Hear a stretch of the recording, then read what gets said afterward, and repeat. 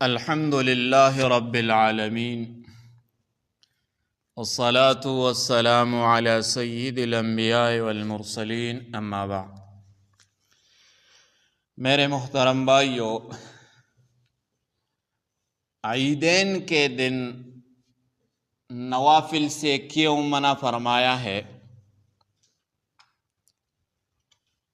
حضرت ابن عباس رضی اللہ تعالیٰ عنہ روایت نقل کرتے ہیں عن ابن عباس رضی اللہ عنہ ان نبی صلی اللہ علیہ وسلم صلی یوم الفطر رکعتین لم يصل قبلہما ولا بعدہما۔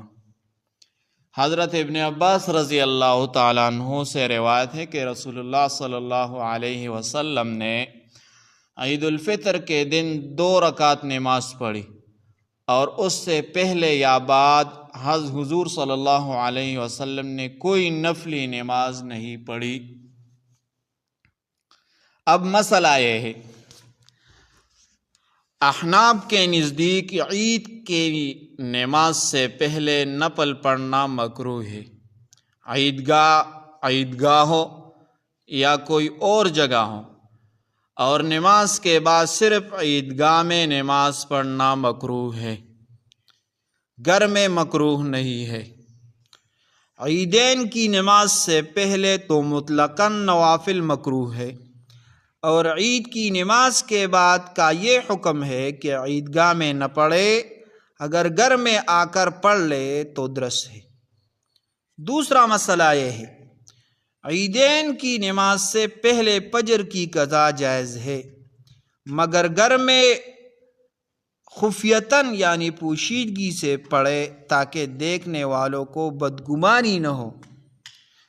تیسرا مسئلہ یہ ہے، عیدگاہ میں کراہت نوافل کی وجہ یہ ہے کہ نماز عید پر زیادتی کا وہم نہ ہو، اور نماز عید کا وقت زوال تک ہے، اس لیے زوال کے بعد اسی مسجد میں جہاں عید کی نماز پڑھی گئی نوافل مکروہ نہیں ہے۔ چوتھا مسئلہ یہ ہے، اگر ایک شخص نے فجر کی نماز نہیں پڑھی تو عید کی نماز جائز ہوگی۔